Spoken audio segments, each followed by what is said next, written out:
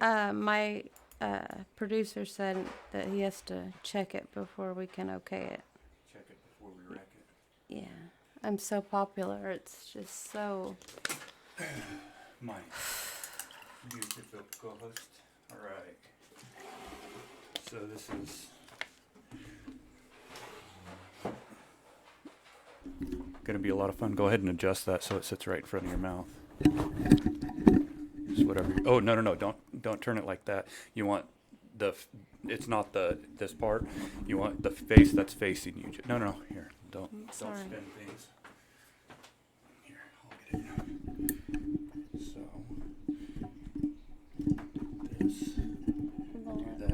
do that. That's perfect. Well, this is loose now. I gotta tighten it back up. There we go. And then let me get comfortable, and then you just do it. There. Comfy. Mm-hmm. It seems like it's covering my whole face, but... Well, the camera's the other way, so it doesn't matter. There. That should be really good. Hopefully. I hate my voice. I don't. I love your voice. You have a beautiful voice. This is Chronicles of a Broken Mind. I'm Lee, and this is Haley.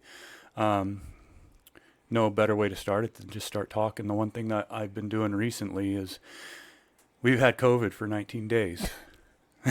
Sucks. And my typical work, I work around disabled veterans, and so we can't go to install disability wheelchair ramps on their homes for them while we're sick with COVID. So we've been out of work for 19 days. Positive for, like, what, twice, 3 times? Yeah. So I went back down a few rabbit holes that I've traveled a couple times. I've had a lot of thoughts in the past of ancient civilizations, ancient impacts, and Graham Hancock and Randall Carlson, and these guys have, inspired me in the past. And of course, Joe Rogan with podcasting. So I wanted to throw together a podcast I've been working on, and I've sat and done nothing these last 19 days. And well, no, you've been writing your book and researching. And it started with a little post the other day on Reddit, on the Reddit forums. I was just perusing the forums, doing some things, and we ran across, there's a whole big discussion going on. Let's see, I'm not even logged into it on this one. Anyhow, it's about the structure that's in the ocean. I don't know what it's called. It's very neat looking, and people were saying it was glacial, you have a picture? Erosion. I can't remember what the thing is called. I wish I could remember it. I'd pull it up. I should probably just go ahead and log into my Reddit if I can. I'm going to go ahead and drag this over on here so it's easier for me to do on this. Oopsie. Dad burn it. Trying to keep my language clean as I can for this one. Mm-hmm. I'm usually very foul-mouthed, and it's the Marine in me. But I don't mean to be rude or anything. What got me... Say what you want to say. Well, yeah, I'm going to say what I want to say, but I want more people to hear it. So Where are we? This is not it. This is not even scrolling all the way down. That's very strange. I'm not very fond of that view. See all. That's what I want right there. Okay. We started a few days ago in the, what is this one? Geology. This is geology, Reddit. And I'm very into how the Earth was formed. It's very interesting. So this is the Dragoneer sea stack in the Faroe Islands, and how did it become this way? So it sent me down a rabbit hole. And in the past, I've put a lot of thought together. I have some videos called Ramblings of a Mad Lamb. That's on my other channel. I haven't migrated over to here, but those will eventually come over, because the Ramblings of a Mad Lamb is just me kind of going off on tangents. But this sparked my thought process again, and we ended up having massive, as you can see, amount of comments going on at this Reddit just within forum. what? Oh, just like a few days. You know, you can Not see. even a few days. Yeah, Has it this been 2 days maybe. 2 days? Yeah, from my first post. And where do I start? I start here, where it says, I feel this less glacial and more big boom in waves, be it an impact from the heavens or a huge volcano boom. I'm leaning more towards cosmic with worldwide flooding, high plus waves, maxed out earthquakes seem to have happened quickly, and this is what remains rather than slowly eroded by glacial activity.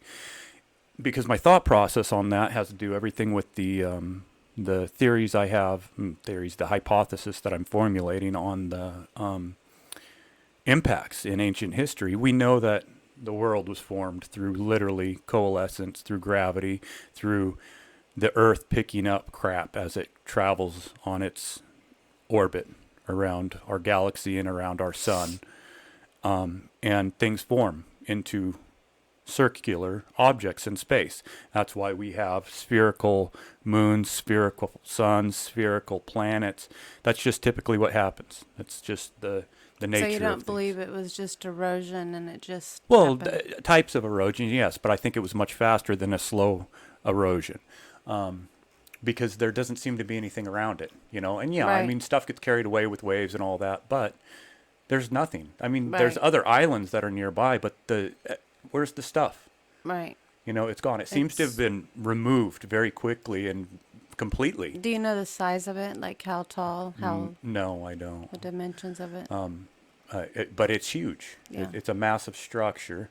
There's people who have commented on the size of it. Anyhow, this is what started me back down on the rabbit hole and getting me thinking on my process of this hypothesis I've had of an impact in the Pacific, South Pacific, specifically over by Fiji and Vanuatu, which I pointed out in those videos.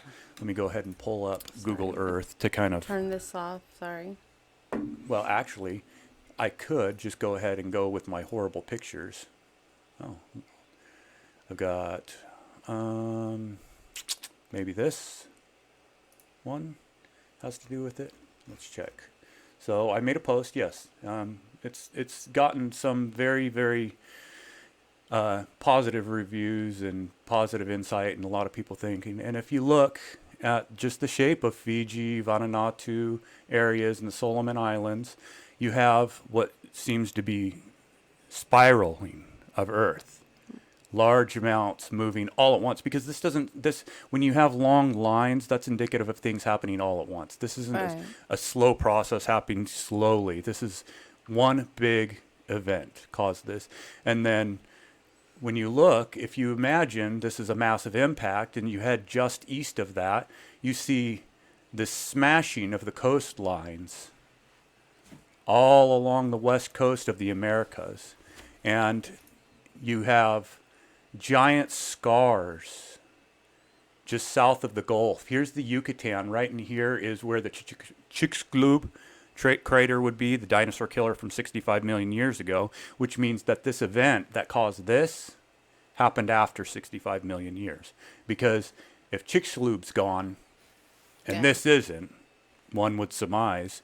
And then again, you have the North Pacific, which looks like a massive amount of energy was expended clearing the way, pushing and shoving and crushing coastlines in. And then you see going west of it, you see Australia, which they found 4 billion year old rocks on the surface of Australia, yet they have to drill 7 miles deep in Russia to get 4 billion year old rocks. Wow. So this area was cleared at some point of, layers and layers and layers of history and blown across. And then you see what this indicates is basically this line looks like a blast wave. And if you had an explosion in this area, the blast wave, may leave remnants of it if there was a massive explosion, plus the blow through and all of that. And then you have worldwide waves that go all around the world and salt vast, vast swaths of land where the water flows across, which makes it infertile. Doesn't grow anything for millennia because it's an infertile, and then also it's tons of sand. So you have sediment and silt and all that. And you have that happening all through these areas. And if you imagine water flowing down through this way and just pushing all this land, this fertile land that was topward, down through these directions, and then to fill those giant craters created by massive impactors, bigger impactors than anyone could ever imagine. Devastation beyond words. Now, I don't have a time frame for it, but that's what the whole point of this is to try to figure out a time frame and what it takes to get there. And I've got a few theories on that I want to just And cover. so you believe that the whole world was wiped out? I don't know. Like creation and everything? I don't believe in creation, but Not creation, but people. I think there general. was mass extinction events, yeah, and there's proof of mass extinction But events. I mean, do you but I believe think, anybody was left? of course, I mean, because we're here now, you know. So obviously some survived, but I think that's why we have miles and miles and miles of cave systems dug by hand underneath the world. That's why we have megalithic structures marking those locations. When you look at these So you feel like they knew the it was pyramids, coming? yes, I feel they saw it coming, because I mean something that could clear Yeah. swaths this large. I mean, look at it. This here looks like Massive. this was blowing back. If you take acrylic paint or any paint and you just flap it on the wall, this is the kind of effect that you get. So imagine this big thing's flapping in the atmosphere and flops down. What happens? It throws crap all over and splatter paints the entire Pacific seabed, and throws things all the way across. And you see scars and what looks like directional flow from that direction of giant potential boulders. You have things like this that could potentially be large objects that have been strewn and shot clear across through. Costa Rica's down in this area, you know, and down in Costa Rica they have these spheres all Amazing. over the place. And how do spheres form? You know, yeah, people think that these were carved, and maybe some of them were in, I don't know, maybe just to replicate what they found naturally, but you also find them buried, and you Look at find that them one. where Right here. Oh, wait. Go up. there's broken ones, there's, No, you it's know. way down in something. And what's interesting is when they're broken, they break off in layers, so they're concretions. So they're layers and layers and layers of stuff. This is buried. Yeah. So imagine these being thrown into orbit, just large, when you get impacted and they're mud balls just tossed way, way, way into orbit. And as they're flying, they become spherical and then fall into a massive amount of water that's already moving across the land and across the world, because the world's oceans are moving, you know, from that size of an impact. Tsunamis that are miles high, washing literally across land and Where are blowing they through mostly here. found? And you see, you know, hard press on a west coast and a soft, smooth flow off on the east coast. You have large blow throughs of land like this, you know, and this is, they say that there was an impact over here that potentially caused this one, maybe, or maybe it's tied to what I'm speaking about here. Or all these impacts occurred at once. Maybe this was a huge, huge event. Maybe it's tied to the Younger Dryas impact theory, as hypothesis as well, where you have the melting of the glacial caps of the world. I don't know, but just by looking at things and looking at the shape of the world, Are they mostly in some certain area? Is it, those are they all? no, They're that's everywhere. what's amazing is you have these spheres all over the world. Costa Rica. You have giant stone spheres in Bosnia. You have the Dragon's Eye in the UK. And if you look at this, you can't tell me these things are carved. Yeah. When you have layers like this, this Yeah. is indicative of either rolling or things concreting and then having no support anywhere else, therefore being in a gravity-free environment, and then falling into maybe deep, deep water that's still moving, and then rolling due to that water, and then being buried in sedimentation, deep into sedimentation. That's why they're coming out of deep underground and buried in cave systems. You know, these things fell from orbit while there was massive amounts of water, or else they would have shattered upon impacting the earth. So they had something in order to slow their descent into the mud, where they sunk and finally settled, and where we find them now in caves, and, you know, back onto the cave systems, the carved caves of the world. It takes just a small amount of research to type in, you know, where underground complexes are and how big they are. And, you know, people have said, I've seen some comments asking me, well, what about how they survive if the world flooded underground? Well, maybe some of them didn't, obviously. Maybe those undergrounds did flood, and a lot of people did die. However, you look at even the pyramids. People have been speculating for long periods of time that the pyramids were some sort of device. Mm-hmm. And one theory is, and a man has shown, that it's functional as a hydraulic ram pump. Maybe these were hydraulic ram pumps over the top of the entire Giza Plateau, which has miles and miles and miles of caves underneath, to pump that water out. Maybe as that water came, they knew it was coming. They saw these things coming. You can, if you look at the, in my Ramblings of a Mad Lamb, there's, we'll go ahead and just pull that up. It's super easy to do it that way. Have you explained before the one about this whole issue that we're talking about? Have you recorded that? This is my attempt to organize my thoughts. This podcast, and it's more like it's like a journal of sorts, in order to organize and bounce ideas off and help further refine. Remember you showed me that a long time ago? Like, what'd you say back in like 17 or 18? About the movement of the excuse me. Here we are. So in Ramblings of a Mad Lamb, in number 4 here, we have the Allura cave complexes and Ajanta cave complexes in India that look strikingly like, when you see these things, I don't need any volume. If you want to check it out, it's Ramblings of a Mad Lamb. It's on my other YouTube channel, which is my gaming channel, The Laminal. But you have things that look like this, if this will load. Let's hope it loads. This is very interesting, and it's a very, very thoughtful idea. I think they were trying to tell us, because these are preserved deep into caves. What is going on with this loading, YouTube? Come on, man.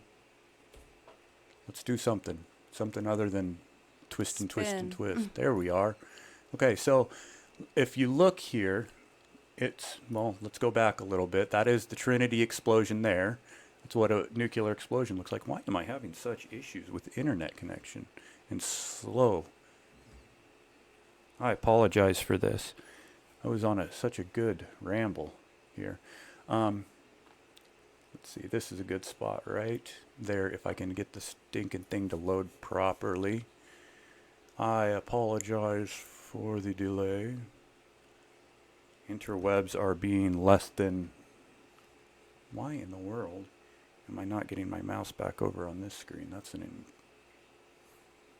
Okay, so where... That's a good thing about there we editing. You can always edit I'm not going to edit any of this. No? No, we'll just free flow. But as you can see, there is some sort of something has happened. What in the world? We're going to kill this Wi-Fi, and then we're going to try again. And we're going to go into a better connection, hopefully, and stop this silly non-loading. My mouse back. Please do something other than spin, YouTube. This is kind of ridiculous.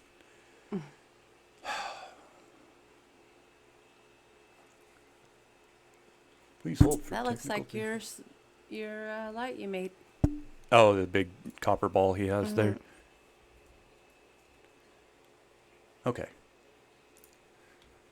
Okay, so if you look at this, these stupas in India, especially this one here, that looks like a giant rock. I want to pause this, but I can't get my mouse to go where I want my mouse to be. There.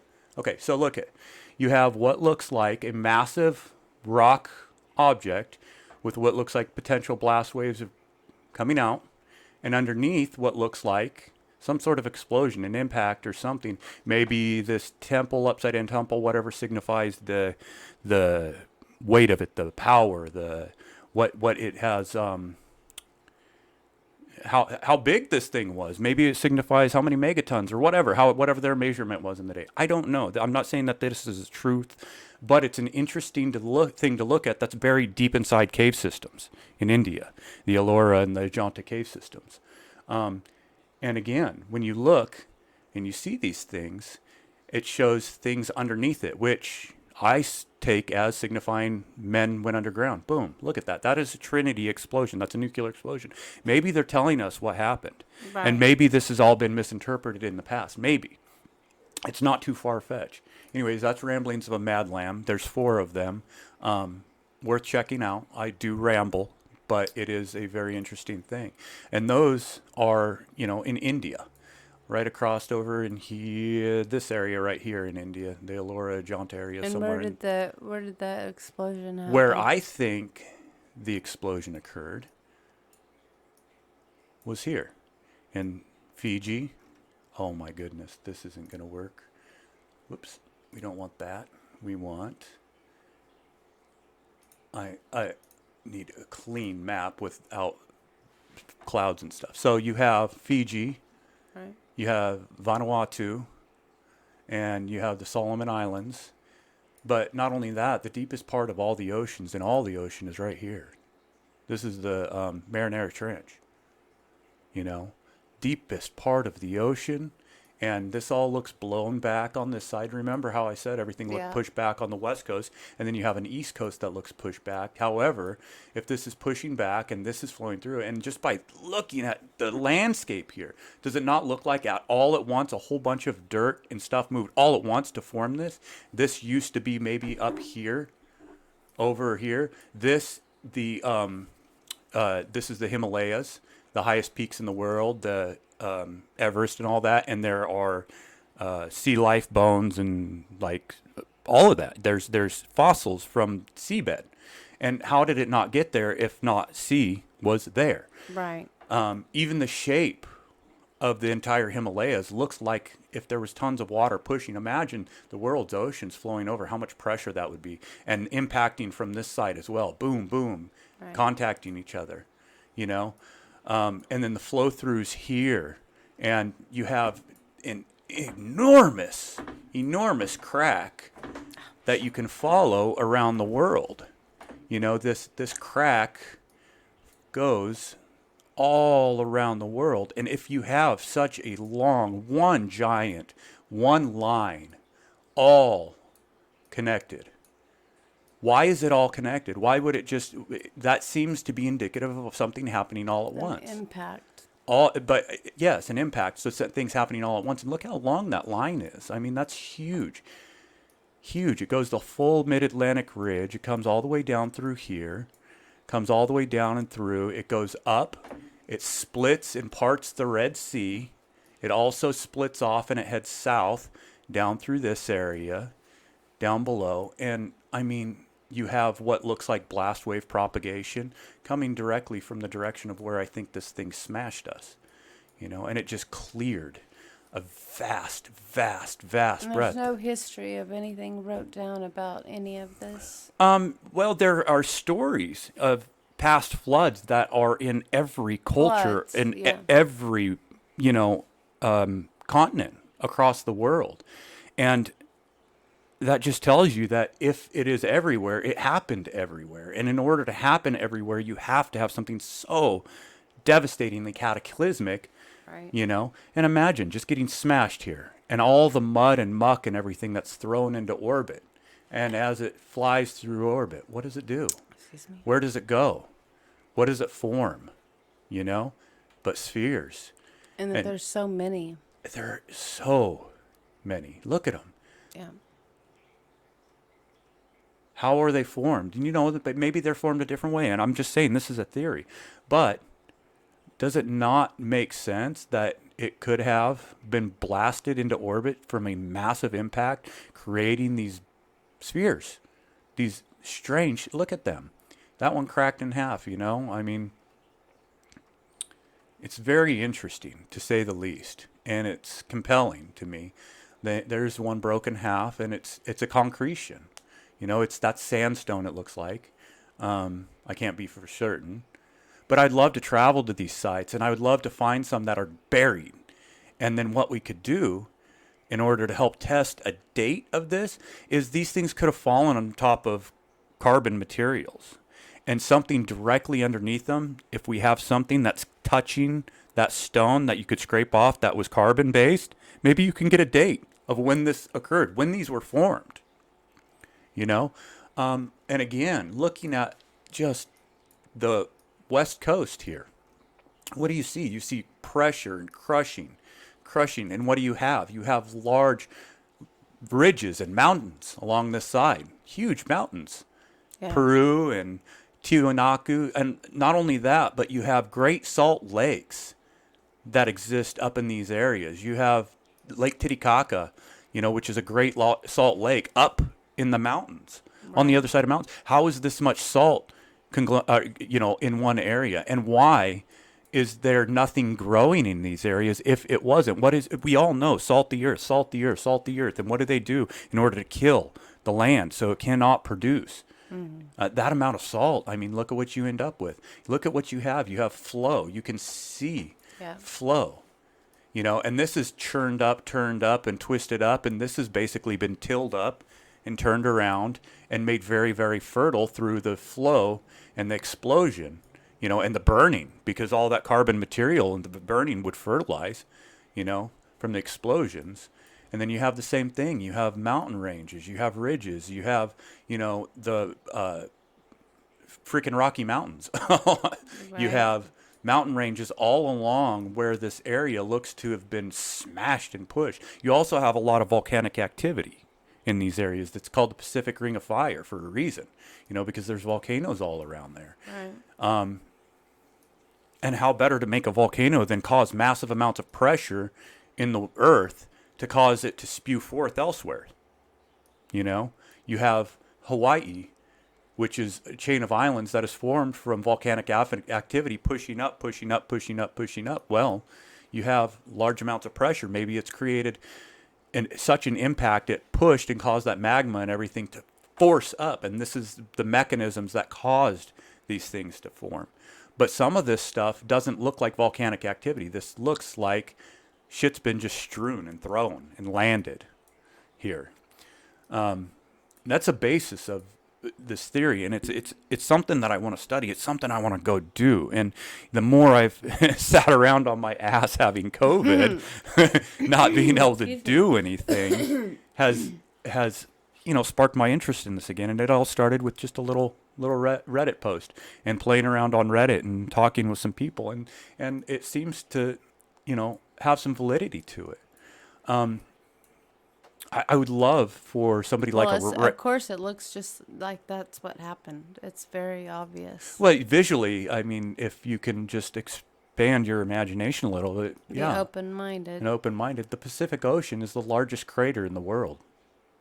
I mean, look at it. Why would something be this is all ocean. Right. All you see is ocean. And in the middle of it, you see what looks like whirlpools of land. Well, how does that occur? And then all this emptiness. The Atlantic don't look like that. The Atlantic looks like this used to connect here, and maybe the impact blew this thing apart and moved everything apart. However, it had to have happened post 65 million years ago. So when did it happen? That's a good question. And that's what I want to find out. I want to find out if and when. I want to find out if it's valid.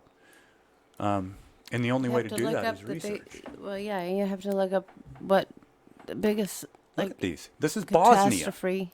Bosnia. This is worldwide. These things exist worldwide. And then the other thing about all of this as well is you have something that happens in impacts, and we know cosmic impacts cause microspherules. Spherules. I think I spelled that. These little guys, hollow glass microspheres. And how did these form? These formed with, and they sit with trinitite, which is nuclear glass, or impactite, I think is what they call it from a cosmic impact. And these things sit They're the in ones layers with balls that, in 'em. in layers with high iridium deposits. And high iridium deposits and the iridium anomalies in the KT boundary, and then the Younger Dryas debris fields and the black mat layer show all these high levels, which are indicative of a cosmic impact. And these are worldwide. Well, if they're happening on these small scales, like impactite, for instance, Impactite is a glass from high, well, it's a rock, glass, whatever, from high impact, high heat, melting shit. You know, there's the cuss words. They're coming out of me. I'm going to have me a little drink here.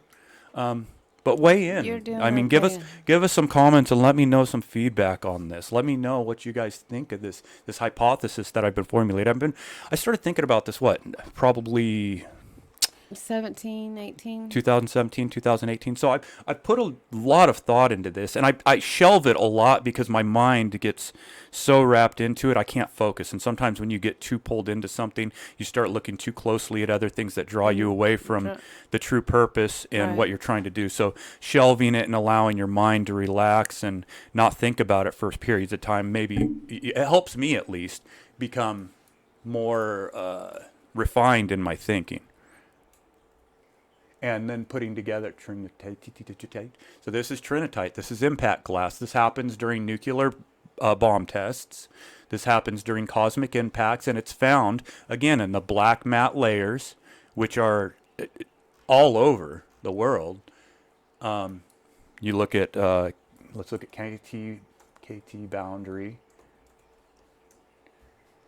You have KT boundary layer, and this is black. I mean, it's burnt. It's carbon. And if you would imagine with large, massive explosions, you would have massive worldwide fires. You'd have worldwide flooding. Absolutely. And we have tales from every continent, again, of this worldwide flood. Stories and stories, and then people coming from and emerging from underground afterwards.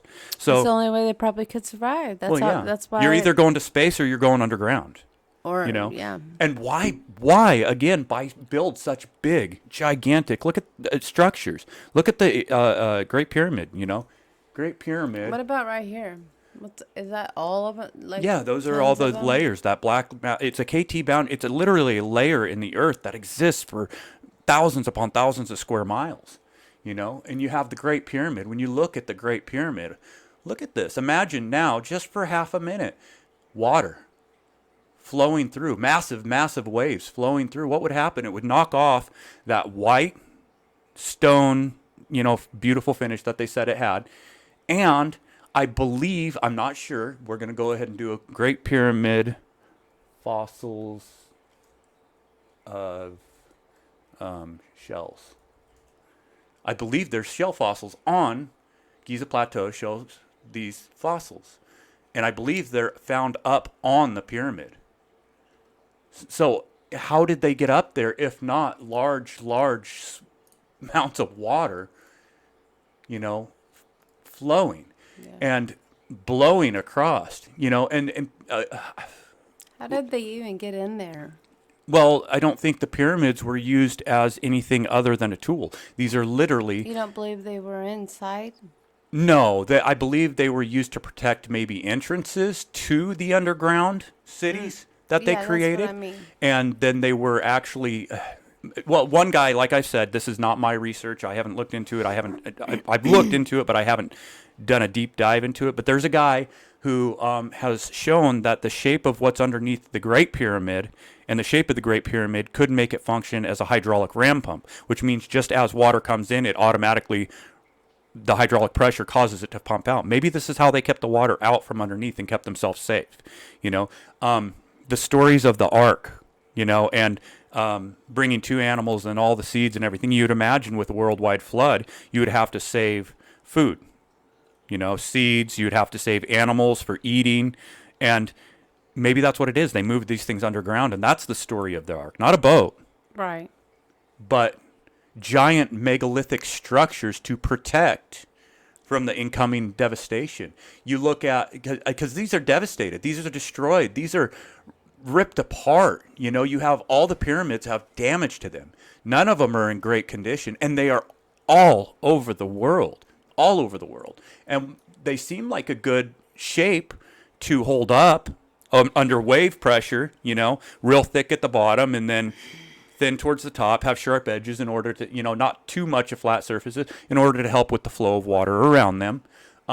You have Baalbek, which are cyclopean rocks. These things are huge. Insane. Look at the size of them, and they are devastated. It is knocked down. And maybe it was. Maybe it was these pillars. Look at these pillars here. They say it's Roman, but these are big, solid one-piece pillars, yet you have pillars that are cut into pieces. And what I believe happened is the Romans rediscovered it, and they rebuilt it. They couldn't lift these cyclopean stones to stand them back up perfectly from being knocked down from these giant waves and earthquakes and everything like that. And they had to cut them.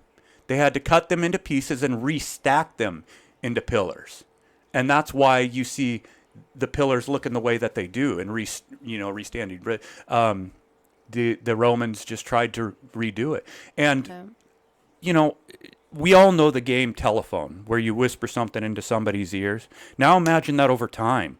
What happens to those stories? Yeah. And they become convoluted. They become confusing and confounding and less informative They need than to stick they to were. the evidence instead of. But you have worldwide massive structures that are so big. Look at these stones, these people walking on. They're massive. Another thing that people don't realize is the Giza Plateau was all cut out, and the foundations of the pyramids are literally made. They cut out giant stones and made the foundations. It wasn't just cut clean and then flattened out. They set and placed stone to place the pyramids on. That's huge undertaking. That's a bigger project than the pyramids themselves, in my eyes. Right. Just getting that level foundation. Look at these stones. Why would they be so big? What is the purpose of having something so large, if not to withstand something so cataclysmic?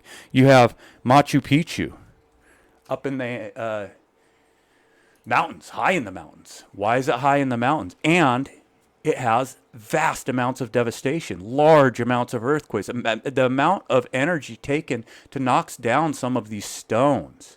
You have Tiwanaku. Where's Tiwanaku? I don't know how to spell it. Tiwanaku.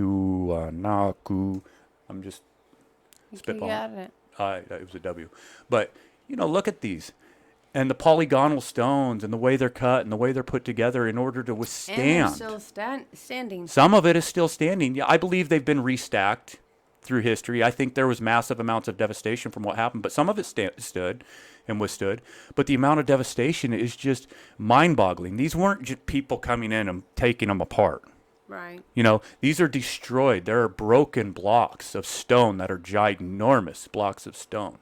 Easter Island, why do the heads look a certain way? Maybe they're looking at the direction. I don't know which way the faces of Easter Island look, but we can look. Easter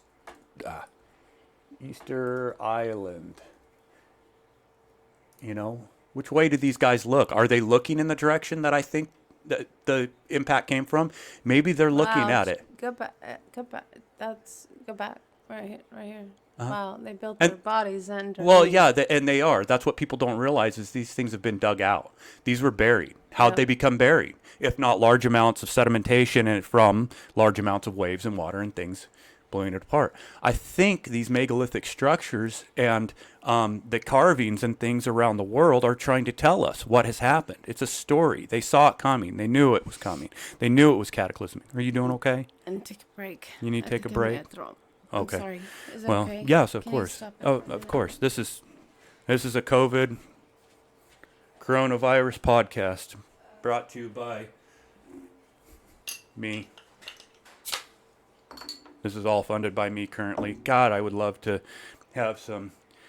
I would love to do this, and I love helping veterans. I love putting in ramps. It's a wonderful thing, and it's very, very helpful. But my mind expands so much further than that. I have so many more thoughts than that, and I think figuring out some of these mysteries would be pretty impressive. Look at this. There's Easter Island right there in the South Pacific Ocean. Which way do they look, Let's find out. Which way do the Easter Island statues face? So, are they all around?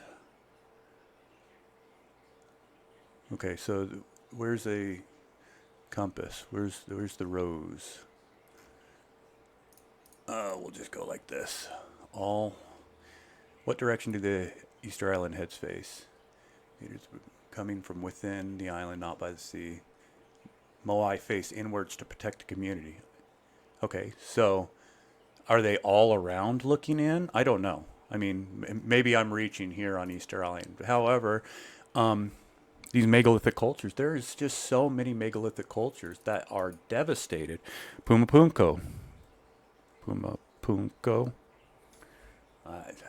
I know. I can't spell. Look at this devastation. And look at the construction, Why were these constructed so beautifully and elaborately? A lot of it looks like locking mechanisms, perhaps. Hold things together, hold these stones in place from what could be the incoming of a massive, massive cataclysm. If something so big, how big would this be? How big would, golly. How big would the objects be to create a crater that would require filling of this size? What that's like this size, just from the outside to there, that's a 1,300 mile across crater. 1,300 miles. How big of an impactor? Half of going to California, so half of the United States. How in the middle. How big a rock would cause that? And then hitting in the ocean, what devastation would it do? Would it do this? Would it clear an entire ocean, make it barren? Would it cause blow-throughs of massive amounts of land separating South America and Antarctica? Would it make it look like Antarctica could have potentially been moved and squished apart? Would it separate Antarctica from Australia? Right. Mm-hmm. Absolutely. Easily, yes. And then after the waters were settling, would it blow all this land back in? What happens with water? Water flows downhill, correct? So if there's a deep point, what happens?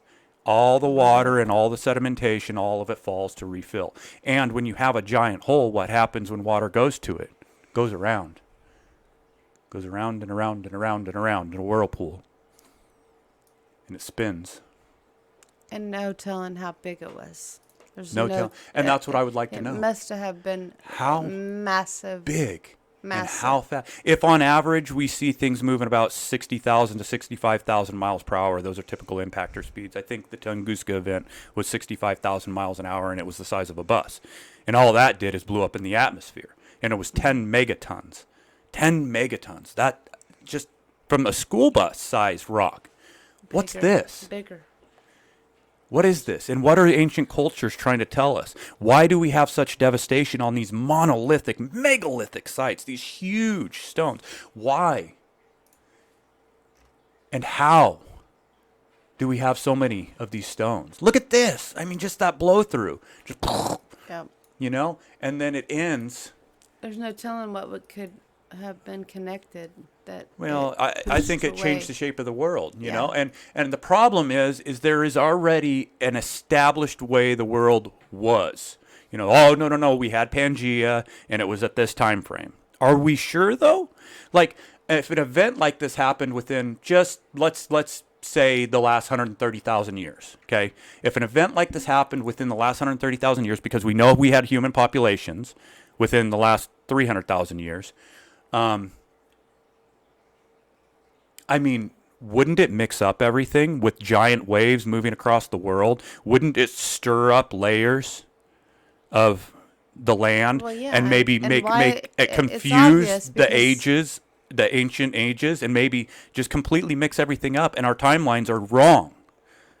If you take this out of it, the timelines fit, but the second you implement something, and their stories is the problem. There are stories of an ancient flood, so therefore it was witnessed, it was known.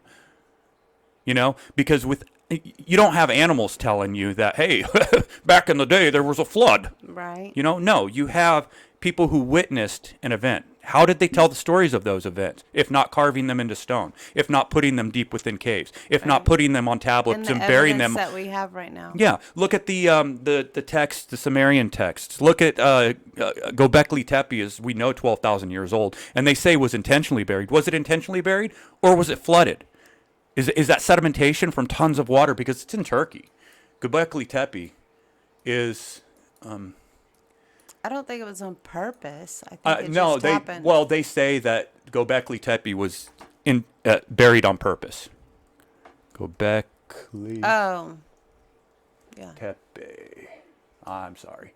Bad spelling again.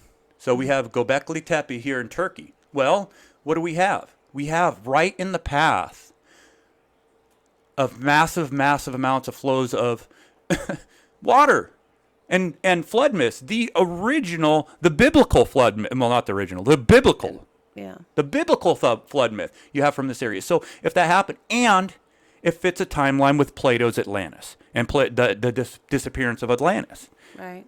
I mean, and then there's ancient stories of a continent of Mu, that was supposedly in the Pacific. Well, if you got hit here and there was something here, yeah, maybe it went bye-bye, and it's permanently bye-bye. Or maybe it's deep where nobody can.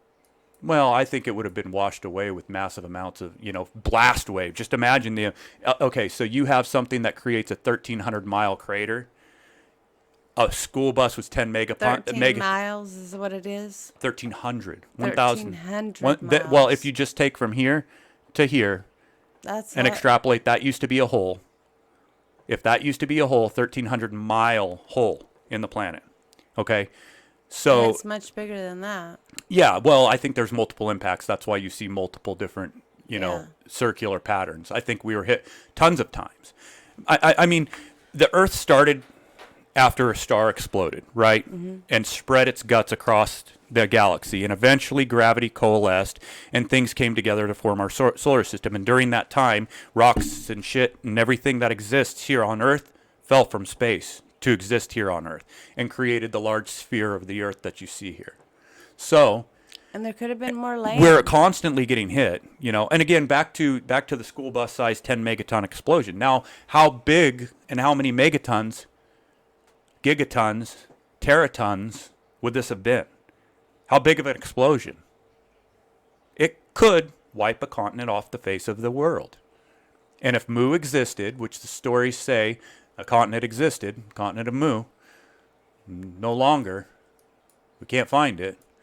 It looks like Australia separated from frickin' Antarctica, Maybe Australia used to be much. What year was this? I don't know. Approximate. Well, the Plato's Atlantis. When's the dinosaurs? Well, no. And when's this? Oh, geez, dinosaurs are millions of years. Before this. Millions, yes. So millions of years. This was within human timeline. So if humans exist 300,000 years, then just say within 300,000 years. That's the best I can do. Right. And then you can extrapolate also, because again, look at the technology that it took to cut the stones and place those stones. It's high technology. We can't do it now. Those Baalbek stones, we can't move those. Right. The mental acuity and the knowing of math and understanding of math meant they knew scientific method, which meant they were very highly intelligent people. So therefore, they could develop the tools. Who's to say in 300,000 years, if we've come from just looking back at the Egyptian times to now, so say 2500 BC to now, that's like 4,000 years, roughly.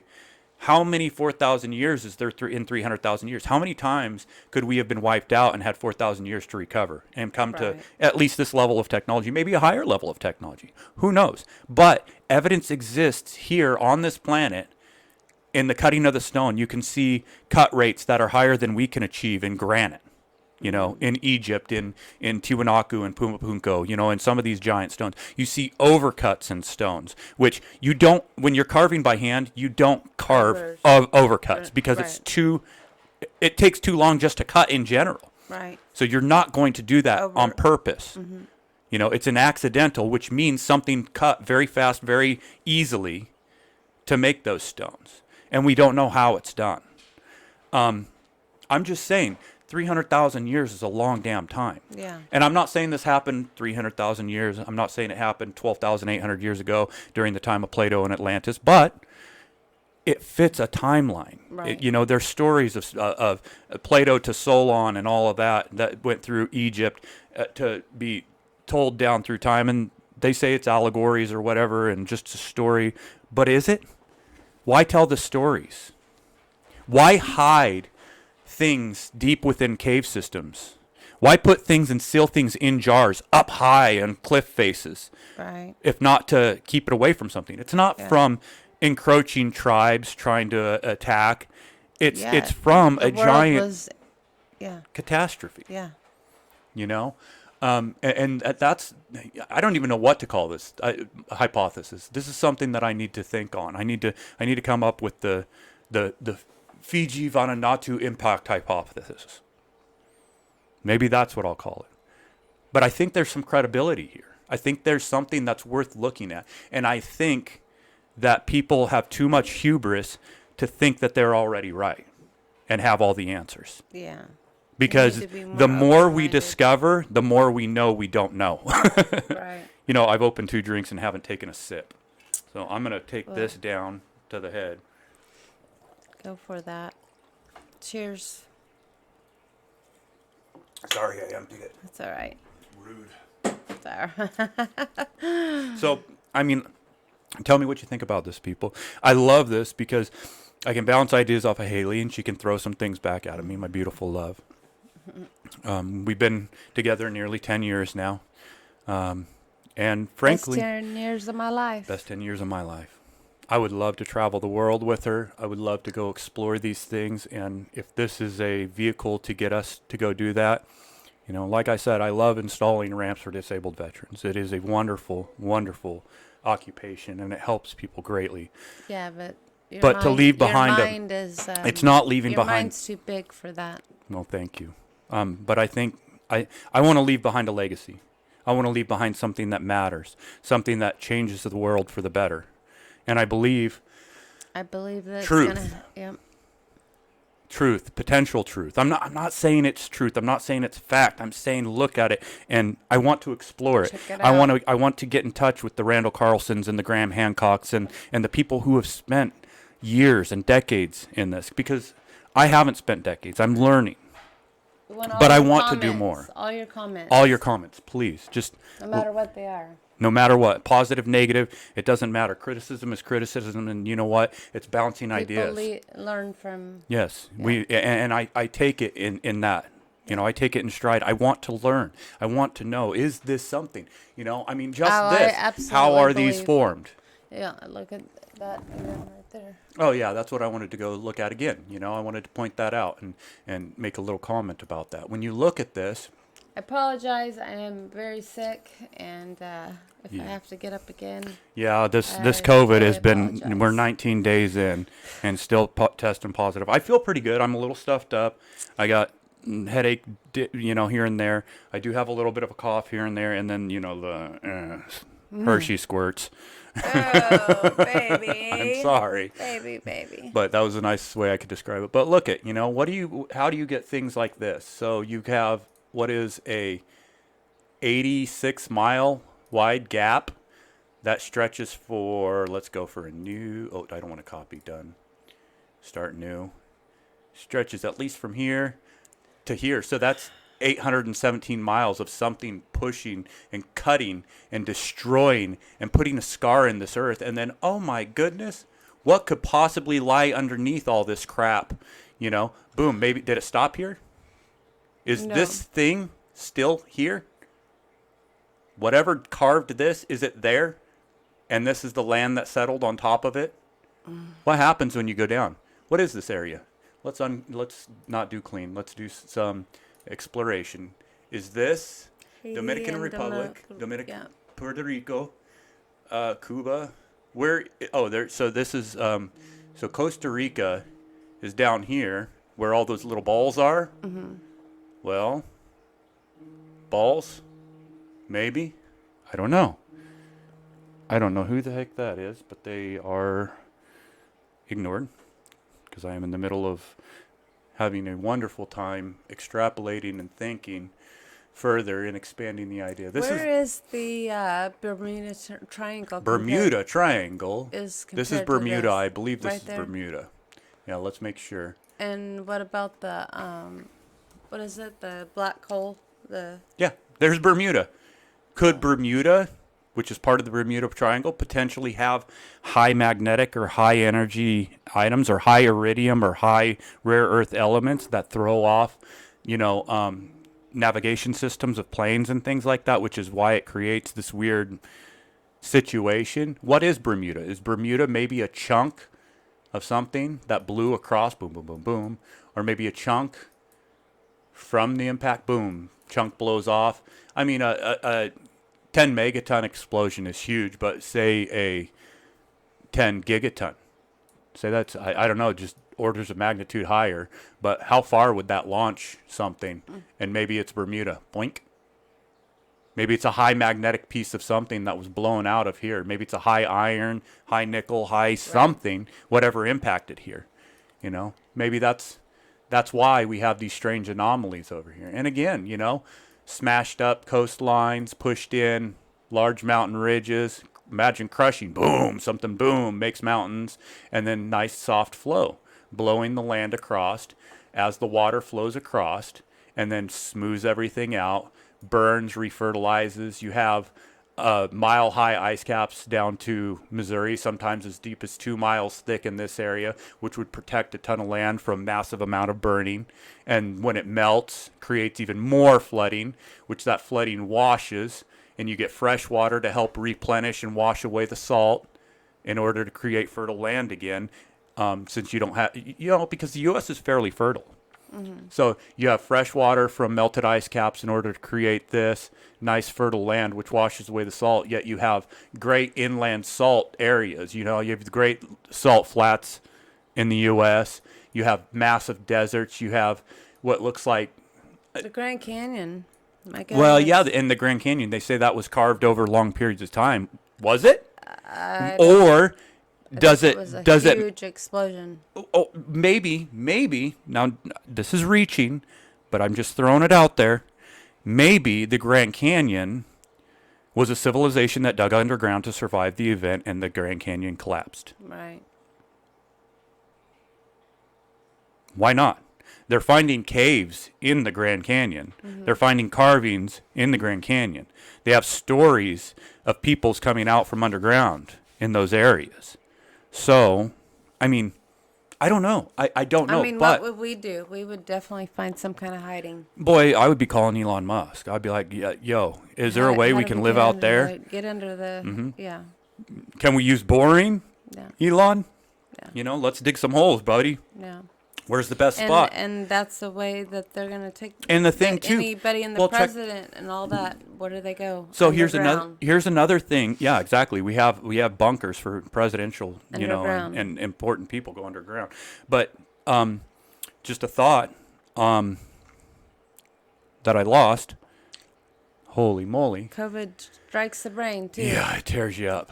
I was going to say something about all of that, and I completely lost it. But just looking at the shape of the things, shape of every continent, the shape of every. When you showed continent. me it. Well, it's eye opening when you think about it. It really is. It's an interesting thing, and the bottom line is, you don't get slow. This isn't slow. No. None of this is slow. No. This doesn't happen slowly. This doesn't happen slowly. Doesn't happen slowly. Yes, some of the erosion that happened thereafter happens slowly, but when you zoom out and you look at the forest for the trees, and that's a bad analogy because forests take a long time to develop, but you get my drift. You have great salt seas inland in China and the Asian, Asiatics, and you have Salt, salt, salt, salt, salt, inland salt, inland salt, inland salt. And part of the discussion that I had with I think his name is Mad Geologist or something like that on Reddit, he kept trying to refute the things that I'm saying and saying, well, there's carbonic acid and rain melts down feldspar, which creates salt and da da da da da da da. Massive, though. But this was so well, no, massive. you would think if that was the case, there would be salt everywhere in every lake and every river in the world, and we would be a saltwater world. But it's not the case. Yeah. The only place we have salt water is in the ocean, and then we have some inland stuff. Yet, the only way to get that stuff inland is to have where the massive concentration of salt waters were moved at a point. We have stories that it flooded the world. I'm not saying it rained. Yes, it probably rained 40 days and 40 nights afterwards. Could have been. I mean, my goodness, if you blow that much shit into the atmosphere, comets, a lot of comets, the trajectories of comets. Look at the trajectories of comets and look back and maybe rewind them and see where they came from. Did they come from Earth? Comets are icy bodies, typically. They have icy tails and they have water. Well, where'd the water come from? Oh, really? Yes. Yeah. So where'd the water come from? Yeah. Yeah, of course we got water from space anyways. However, when we collected most of it at this point, I don't know. But maybe some of those comets were blowing literally out from the oceans when this happened. Maybe some of the comets that are out there are flying out there and they're pieces of Earth flying out there. We know 100% fact we have been impacted time and time and time and time again. We know the formation of Earth is literally a collection of impacts. You okay? You're looking rough. Can I get some pickle You can juice? get whatever you need, sweetheart. Sorry. I'm sorry. It's okay. Sorry that I have to keep. It's okay. Yeah, she does not feel good. We might be cutting this one here in just a moment. But, talking about trajectories and things like that, they were able to cut stone in the past, and we know that they studied astrology and astronomy, and they watched the skies very, very, very closely. They studied because we have formations of the pyramids match, formations of stars. A lot of different places, a lot of structures, Angkor Wat and these other places, they match formations from the stars. So we know they watched the stars. We know they knew math because they were able to build these things with such precision. So math had to be a thing. Who's to say that they couldn't calculate the trajectory of something giant coming in? And what would happen in a destructive event like that? People say, where's the tools? Where's this? Where's that? Where's those? Maybe they had them and maybe they were destroyed. We did find the Antikythera device, which is a 2,500-year-old device that isn't supposed to exist. We find things like micro springs, I think, is a good search. These aren't them. But micro springs ancient. Springworks. Oh no. Oh gosh. Hold on. Else. Ancient. Pretty soon he won't have this. He'll have a producer doing this for him. Oh, I hope so. I hope someday I have a producer. Don't hope it's gonna happen. 10 years. True. 10-year plan. You keep it something long enough. Where are these? This is interesting. So there's these nanotech ancient. Try that. Here we are. How do these exist? What are these? What are these devices? So you're telling me, or people say, excuse me, you're not telling me, you guys aren't, unless you're going to post it in the comments below. Like, share, subscribe, do all that.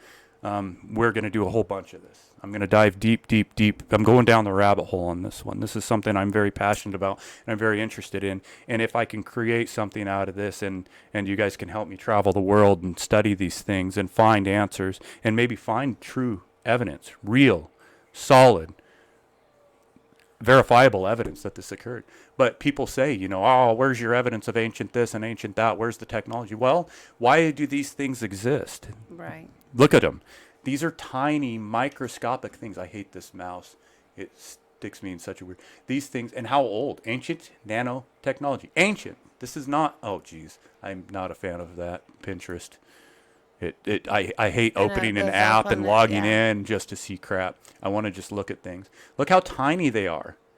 These are sub 1 millimeter. Off subject, you have seizures. Pickle juice works great. Oh, yeah. Thankful to him. And I learned that. And it literally within 10 minutes, you feel better. You know what? I'm sure I heard it from somewhere else, and I just understand that electrolytes help with, I mean, it's neurotransmitters.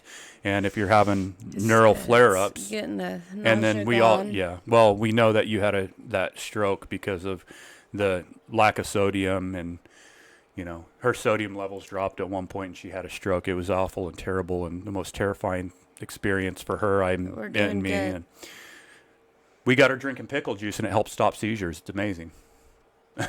But look at these. So people ask about where's the proof? What is that right there? These are tiny. This for here. It's the same thing. These are itty bitty. Gold prospectors astounding discovery in 91. They stumbled upon thousands of spiral-shaped metal objects buried in a small river. Various sizes of the artifact varied from 3 centimeters down to shockingly small 1/10,000th of an inch. 1/10,000th of an inch. And these are old. Yeah. And they're buried in 10 sediment. to 40 feet. Has been determined to be approximately 20,000 years old. So ancient technology, there you go. Okay, so this stuff exists. Maybe the big stuff got wiped out. What would happen when you leave a car in a field for 10 years, 100 years, 1,000 years? Where's that car? Oh. Gone. Gone. Now imagine tsunamis and earth and destruction, rolling and smashing and That's destroying. Something coming from the universe. I imagine stop this megaton crap. Let's go gigaton explosion. What happens in a gigaton explosion? What's left after a nuclear explosion? What's left? Shadows. We know from Nagasaki, we know from dropping these atomic bombs, which were just micro compared to these are tiny explosions compared to what I'm describing. And what was left? Shadows of people. Shadows. Where'd the technology go there? Technology that was created 10 years ago, that's been buried in dumps, has been retaken by the earth, and you couldn't tell it from the difference from the ground today. 20,000-year-old springs, Antikythera device, Baghdad battery, these strange spheres. Again, how did those form? This looks like something blew into the atmosphere, fell, and rolled. Look at this. I don't even know what to think about that. Yeah. What the fuck is that? There's another cuss word. I do apologize. Not really. I do that, but just mind your ears. It'll be fine. That We're all adults here. is something other Than a human. I don't know. And then devices, things like this. Ancient maps, the Perry Reese map. This is very, very interesting. Drawn on a gazelle skin. Oh yeah, drawn on a gazelle skin, which was copied from older maps to show the coastline of Antarctica when there was no ice. Interesting. How did ice become on Antarctica?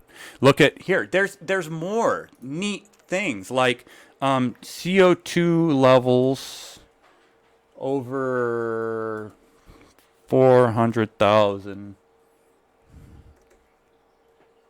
years, because they can dig down and they take into the ice, and they take CO2 samples from 400,000 years ago.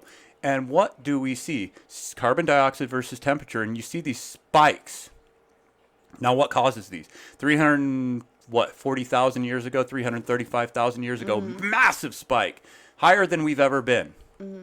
Higher than we are today. But 200 and some thousand years ago. Spike. It looked like drop. It looks like temperature, it got stronger. CO2. Temperature. And then look, 130,000 years ago, where I'm talking about, where I think possibly within the last, and then you have a massive spike here 12,800 years ago, which gets us out of the last ice age. You have the Younger Dryas impact hypothesis, which is Randall Carlson. You have, I don't know, but these spikes don't occur from solar activity. These are so huge in CO2 levels and temperature levels. This isn't just something that's cyclical because the sun shines differently on the earth. This is a major event. Any of these spikes, and these are small spikes as well, but these are still huge changes from warming to cooling to warming to cooling to warming to cooling. Now, what causes these Is that warmings what and the coolings? difference is Because in the color? if you smash an object with gigatons, gigatons, and gigatons of heat, gigatons of explosive heat, you have a massive temperature which causes burning and CO2 because the forest and the things burn, and you have CO2 levels increase, and then the atmosphere becomes covered and you fall into an ice age. I believe impacts are what caused ice ages. Oh, absolutely. I believe that too. You know, not just volcanic activity, because come on. Look, yes, the biggest volcano that ever exploded, cooling. But what caused the volcano to explode so bad?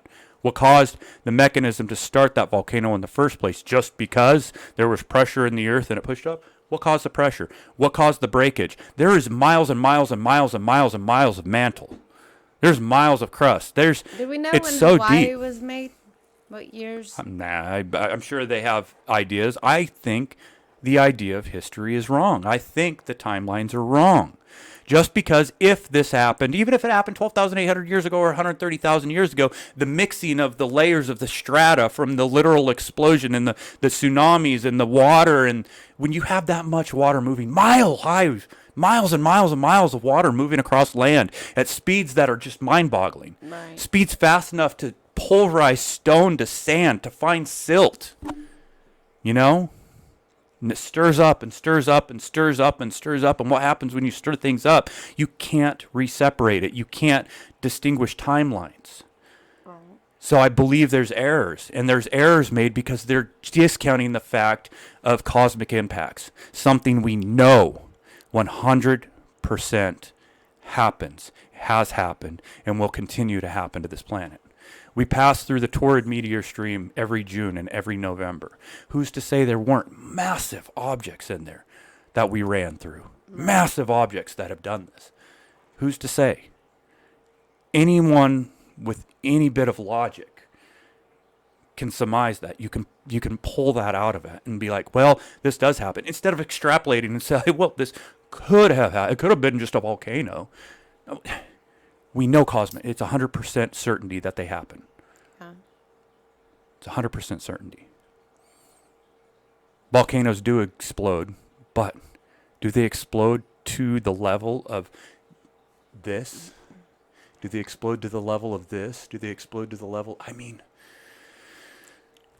There's so many more questions and better questions that can be asked. And when you ask the better questions, you get better answers. Mm-hmm. Because you can finally explore those better answers. And just dismissing these kinds of things is so disingenuous. So disingenuous. And it's anti-scientific. Because science should always be asking questions, especially when there are still questions to be asked and things aren't answered. These are not solid answers that these people have given. Right. These aren't real answers. They're ideas. That's exactly what this is, an idea, a hypothesis. But they're not proven beyond a reasonable doubt.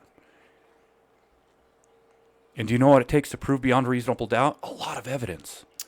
Research. And research. Yep. And that takes a lot of money. So anybody that wants to sponsor us, God, please, we would love it.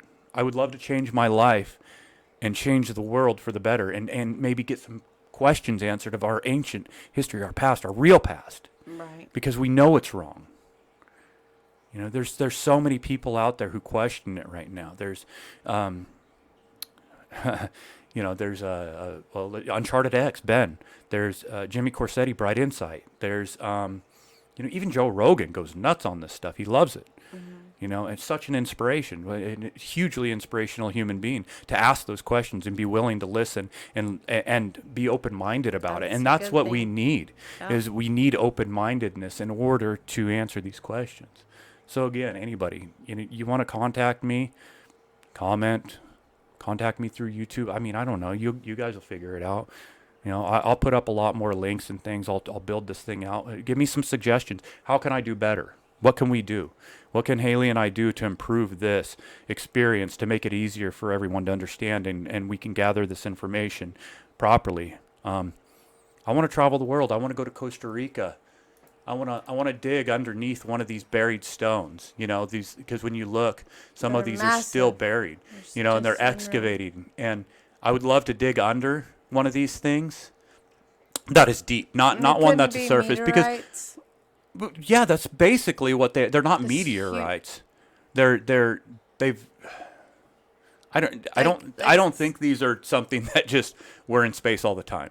These look like they were mud that was blown into space, and rock, concretions and things like that in the zero gravity environment formed a sphere, fell, maybe rolled to help become more spherical as it was tossed around in the oceans and moved through the oceans and across the floors of the seabeds, and then silt and sedimentation fell upon them as the worlds calmed down and the tsunamis stopped and the earthquakes stopped, and these things became buried.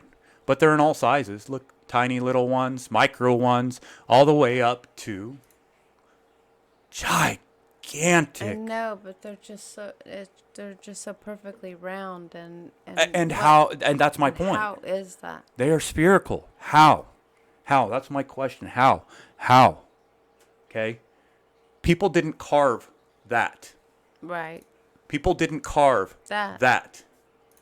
And they suggest people carved some of these. But if we have these, and we have micro ones, they didn't carve the little ones either. The microspherals, they didn't carve those. Well, why don't we have them in all sizes? And how would something like that form if not being in a zero gravity environment? Right. You know, massive amounts of heat, melting. I mean, because some of these things are probably granite. So massive amounts of heat, gigatons of explosions. We know trinitite exists. We know impactite exists, which melts rock, melts granite. So if these things were molten from an explosion, blasted into the atmosphere, and they're red, molten, glowing balls of fiery death, and they go into space and they cool. Mm-hmm. And they cool and they cool and they cool. And as they cool, they're round. And then they fall and they fall and they fall and they fall and they impact an ocean that has been absolutely decimated, still moving around the earth for who knows how long, from a gigaton explosion, how long those tsunamis are going to run for, how long is the water going to move. There's people out there that can run the numbers. I don't have the ability to run the numbers myself, but there are people that can put the numbers together with this. Right. And they can be like, well, the ocean would move for this long and that long, blah, blah, blah, blah, blah. And they fall and they land and they splash down in water. I'm so sorry you're hurting so bad, baby. Are you getting a real bad headache? It's all right. But they splash down into the water and they cool and they roll and they roll and they roll and they roll. And then all the silt and sediment and everything and the turbulence and the turmoil has stirred up so much dirt and everything. They sink and they sink and they settle and they finally stop. And then everything falls upon them and buries them. What do you think, though? How did they all come round? Like, maybe they were just No, spinning? literally. No. In space. That's what I No mean. gravity. Yeah. Maybe they were molten balls, and then eventually, as it's settling, and it just eventually forms a sphere, and then falls as a sphere, and it's cooling, and as it's falling, and it's falling through the atmosphere, it cools more because the air is, and the water in the air, because the amount of water that would be in the atmosphere at that point from the explosion, there would be tons of water, which would cool them more and more and more and more until they splash down and they sizzle and boil the water around them in the oceans as they settle. Some of them are concretions of limestone. Some of them are granite. Some of them are, they're made of so many different things, but they are consistent in what they look like. When you look at that, they're layered, and some of them are solid. You know, look at this. When they break, solid. Maybe this was molten granite. You know, is that how these formed? Because some of them, have you perfect round ones, and then you have ones that aren't so round, all around it. Look at them. And maybe they collected them afterwards. Right. Maybe that's why there's so many in one spot. Maybe they collected them and they rolled them to these places. Or maybe a ton of them fell in that place. Who knows? But the point is, they're in Costa Rica. They're in Bosnia. They're in the UK. That's massive. And it's huge. Massive. Am I wrong? Just give us some comments. Let us know. Hey, everybody, thank you so much for joining us today. Haley's hurting. We've got Sorry. COVID. We got the coronavirus. Very 19 days. We're going stir crazy here. Been stuck in the house. We're gonna do a lot more of these Subscribe. though. He's got a lot to say. Lot of.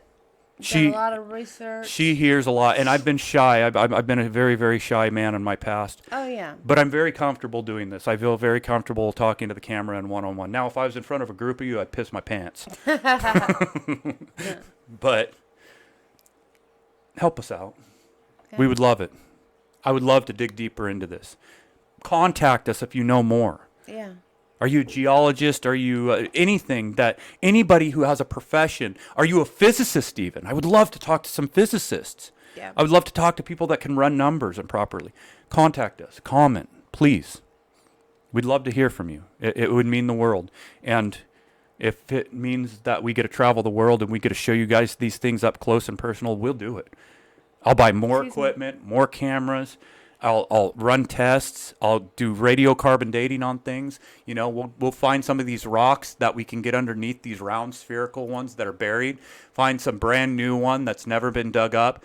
Dig underneath it and scrape some carbon shit off the bottom and find out how old these things are. When did it happen? When could this have Could happened? have been a different form of life.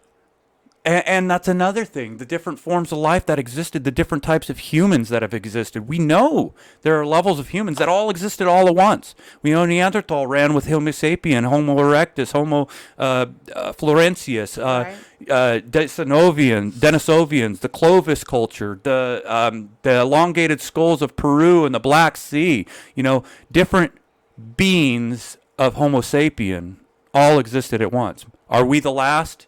Are we what survived? Are we Homo sapiens, what survived this massive, massive destructive cataclysm? Are we lucky? Or maybe we were protected by those smarter than us? Yeah. Who knows? But let's get these questions answered. Let's ask the questions. Let's find the questions, the right questions, and then let's We want find all your answers. Comments. All Please, your comments. comment. Blow this thing up. Subscribe. Share it. We want to go deeper, and we want to do it for you guys, and I want to leave a legacy behind in this world. I want to leave Really this does. place It's- better than I found it. Yeah. So thank you so much for watching. Thank you for subscribing. Thank you for liking. Thank you for sharing and commenting. Thank you very much. This is Chronicles of a Broken Mind. I'm Lee, and this is I'm Haley. We'll see you again soon. Bam. I'm sorry, honey. I really am so sorry. I threw up and